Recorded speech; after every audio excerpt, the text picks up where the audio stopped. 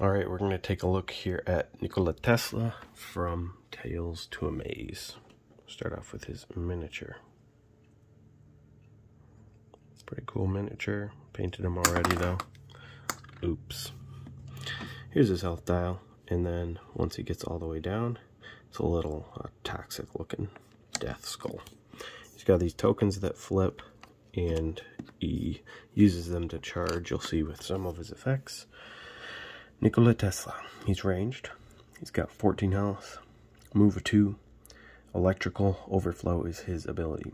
Start the game with 1 coil charged. At the end of your turn, charge 1 coil.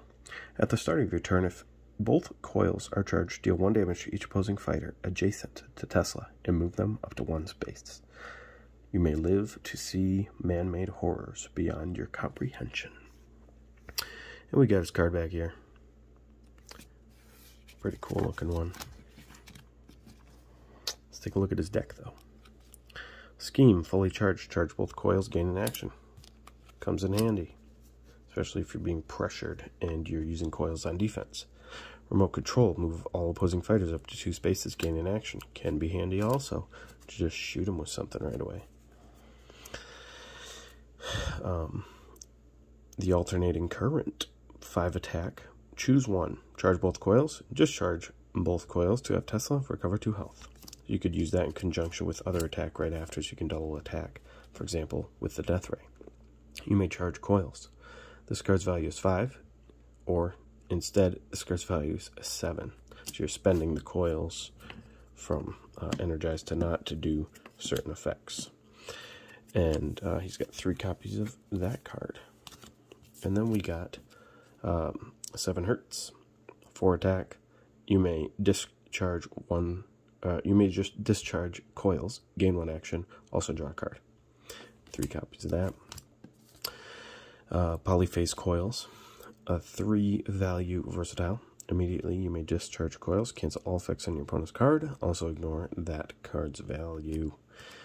Could come in handy also, a lot actually. So you're playing with these coils throughout the whole, throughout the match. Lightning Storm, you may discharge coils.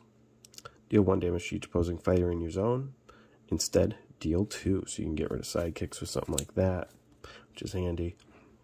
Got to pay attention to where he's at if you're against him and you have sidekicks. Repulsion Blast. Move the opposing fighter up to 2 spaces. You may discharge coils. Also move Tesla up to 2 spaces. Also, your opponent discards 1 random card. He's got a lot of text on his cards. A versatile 4, always nice. Reveal the top card of your opponent's deck. You may discharge coils. And if you do, you can discard it, and you can add the boost value to this card's value if you spend 2. So it potentially could be like, what, an 8 at best. And he's got 3 copies of that. Kinetic Induction. Charge 1 coil. If you won the combat, charge both. Simple card, not very strong up here, but maybe you can feint him out with that, or fake him out rather, and then throw in a big attack after you get your coils charged. Intense Experimentation. Just a defense of 3, draw 1 card. You may discharge coils. Instead, draw 2 cards. Instead, draw 3 cards, and Tesla recovers 1 health. And he's got 3 copies of that. So that is Nikola Tesla. There I go, dropping him again. From Tales to Amaze. Alright, so we got Dr. Jill Trent here from Tales to Amaze. Here's the mini. Pretty simple mini, but she's my favorite from the set so far. And her sidekick, Daisy. There's the health dial. Got a little art on the back too. 13 health, and then Daisy at 6 health. Dr. Jill Trent and Daisy are both melee. Movement of 2, Gadgetology. At the start of your turn, activate 1 of your gadgets. Whenever Jill Trent attacks, resolve the active gadget's effect. So here's her gadget. It's the Hypernary Blaster and the Ultra Bionic Tonic. Now the Ultra Bionic Tonic, if your card's printed value is higher than your opponent's, Jill Trent recovers a health. And then the Hypernary Blaster, or Hypno Ray Blaster, sorry, During combat, if your card's printed value is lower than your opponent's, reveal the top card of your opponent's deck, increases the value of your attack by the boost value of the revealed card. So with this one, you want your attack to be lower, and with this one, you want it to be higher. Usually, sometimes you want to fake them out with some cards. And there is the card back. Simple, cool, good colors. And let's take a look here at her deck. Hypnotist. Hypnotist. Yeah, I think I got it right. I don't know. But this is effectively her feint, and only she can use it, and it's a 3 value, and you have to have the Hypno Ray active for it to work, but there's 2 copies of that card. And then here's a very strong defense of 5. This combat, your fighter does not take damage from effects other than combat damage, so that is a nice card to get, to use. Alright, Battle of Wits. I find myself using this to boost sometimes and to discard and all that, because there's 3 copies, and you're not always getting it off. So, Battle of the Wits. Battle of Wits. After combat, reveal the top card of your deck and your opponent's deck. If your card has a boost value, a higher boost value, deal 3 damage to the opposing fighter. That's really nice to get off, though. And then we got the Energizing Spray of 5, gain an action. That's what I was saying. You could like fake them out and do the lower, so that they play lower, and then you're really dealing them with bigger damage. Or you could do 5, so that if you want to recover health. But it's nice to gain an action. This card's probably one of her best cards, if not her best. The Stasis Diffuser. The value of her opponent's card is equal to its printed value and cannot be changed. So that's nice. And that's probably why she only has 2 feints. Insightful Deduction. After combat, reveal the top 3 cards of your opponent's deck. Put 1 of them on the bottom of their deck, and the rest on top in any order. 2 copies of that. It's nice to get into the opponent's deck there. Laser Pen. Deal 1 damage to the opposing fighter. And again, it may seem small, but at least you're dealing the damage, and you can do your ability if your value is lower. You can use that Ultrasonic Tonic. And then we have Caught Red-Handed. It's a 1 value. Your opponent discards 1 card. If you won the combat, they discard 2 instead. That could be pretty fun with your ability to use. And then here's how she's getting around. It's a 4 versatile, which is nice. Move your fighter up to 2 spaces. They may move through opposing fighters. 3 copies of that. It's very handy. Here's a good card too, because you get to choose 1. So whatever you need for the battle. 3 value versatile. Choose 1 after combat. Jill Trent recovers a health. Move Jill Trent 1 space or draw a card. So you get to pick one of those things and do it 3 times throughout the game, unless you reshuffle cards. We'll see the recursion that she has. Then we have Sisters in Arms. This card's effects cannot be cancelled. If Daisy and Jill Trent are adjacent, and Daisy is attacking, Daisy gains the effects on Jill Trent's gadget. So Daisy can use Jill's effects there. And then Daisy has a nice 5, which is sweet, and it draws a card. Versatile 5, which is crazy. And then this is why you're going to be wanting to keep her alive mostly. The Helpful Assistant. Shuffle up to 3 Jill Trent cards. They have to be Jill Trent specific, not any's. Into your discard pile. In your discard pile, back into your deck. Draw a card. So you can recursion twice. So that's why you want to keep her alive. But anyway, that is Dr. Jill Trent from Tales to Amaze. Taking a look here at Annie Christmas from Tales to Amaze. So we'll take a look at her mini here. I painted it already.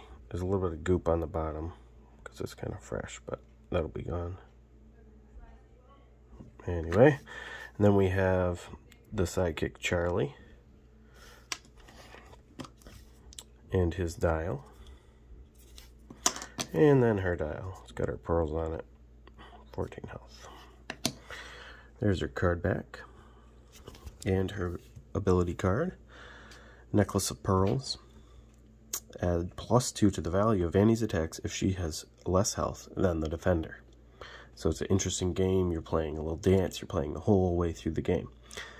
So she's melee with 14 health, and Charlie is ranged with 8 health. So you want to keep him alive also. People are going to be targeting him. Let's take a look now at the deck. If they're smart, they'll be targeting him. We have Lagnapai. Immediately, deal up to 2 damage to Annie and draw that many cards. So you could deal 0 if you wanted, but there's 3 copies of that. And remember, this can be a 7 if your health is lower. 3 copies of that. I don't know where the third one... Oh, there it is. I mixed them up. And then we have Bottom Dealing. And this is a Charlie only card. Reveal the bottom card of your deck. Increase the value of this card by the boost value of the revealed card. And put the revealed card on the top or the bottom of your deck.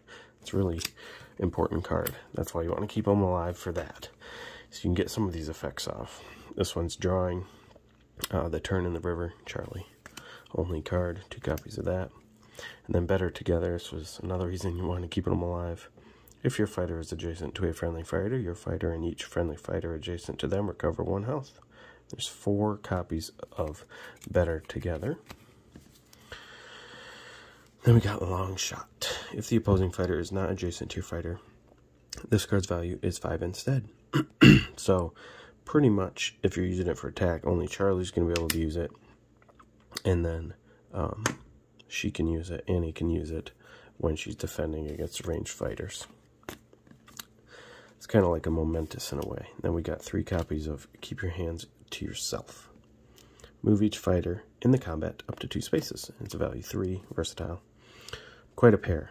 You may reveal 2 cards from your hand with the same name. If you do, cancel all effects on your opponent's cards. So that's really cool. I like this card. Gives you a stipulation to cancel. Striking Beauty. It's only 1, but remember with your ability, it could be a 3. Deal 1 damage to the opposing fighter. If you won the combat, deal 2 damage instead. And then Slick Talker. Annie and Charlie may swap spaces. If they do, your other fighter is now the defender. 2 copies of that. And then we got Mississippi Queen. There's 3 copies of Mississippi Queen. Damage cannot reduce Annie's health below 1 this turn. That can come in handy, especially with your ability. And then onto the schemes. Captain's Orders. Place Annie in an empty space in her zone. Then place another fighter in an empty space in Annie's zone. Gain 1 action. Another handy card to get around the board. And then simple just scheme damage if you're trying to... you usually want to work all your attacks and stuff and keep your ability in mind. So sometimes you want to save this till later in the game or when the difference in health won't matter for your attacks. Deal 2 damage to an opposing fighter and to each opposing fighter adjacent to Annie. And we got 3 copies of a few more pearls. So that is Annie from Tales to Amaze. We're going to take a look here at Golden Bat from Tales to Amaze. Oop. There's the miniature I already painted. And there's the health tile, 18 health. And they got little bats on the back. And he goes all the way up to 18. And then at the end, there's this little bat symbol. He's the original Batman, I suppose. But way cooler. There's his card back. And then here's his ability. Golden Bat. He is melee. He's the most simple out of this set. He moves 3, 18 health. The first superhero. His quote is ha ha ha ha ha ha ha ha ha ha ha. If you haven't taken a maneuver action this turn, add +2 to the value of Golden Bat's attacks. So this is going to be very important. You're going to try to let people come to you instead of you go to them, but you can go to them. For example, he has a scheme. Place Golden Bat in any space. And then also Alpine Fortress scheme. Choose a card in your discard pile, shuffle it into your deck, draw 2 cards, move Golden Bat up to 4 spaces. This is a ridiculously good card. Just ridiculously good. You can keep bringing these back in, drawing cards, and moving and getting your effect. Remember, this can be a 7 with his ability, Super Strength, which is a flat 5, but you can add that too. Your opponent discards 1 random card. That's a 2. Remembering it can be a 4. Always remember that. It can be up +2. Deal 1 damage to each opposing fighter in your zone. If you won the combat, deal 2 damage instead. Could be a 3. And he's got 3 copies of that. A straight 5 defense. He laughs at your feebleness. And there's 2 copies of that. And then we got Imposing Presence. Immediately cancel all effects on your opponent's card. So it's pretty much like Bigfoot's Just Your Imagination. And then Sight Beyond Sight. Look at the top 3 cards of your opponent's deck. Put them back in any order. Can be really helpful. It's only a 2, so you could be taking damage to do that, or possibly attacking with a 4 to do that. And then we got Terrifying Roars. We've seen in T-Rex's deck. Fighters cannot leave their space for the rest of the turn, so if they come in, you'll get a chance to attack them. You got 3 copies of that, which is pretty insane also. Insight of the Ancients. And you see Atlantis there in the background. If you won the combat, return a random card in your discard pile to your hand. Okay, this can be a 5. There's 2 copies of that. Like a Flash of Golden Light. If Golden Bat shares no zones with the space he started in this turn, this card's value is 4 instead. Move Golden Bat up to 5 spaces. And he's got 3 copies of that card. And then we got a basic Skirmish. If you won the combat, move one of the fighters in combat to 2 spaces. And that's it for Golden Bat from Tales to a Maze.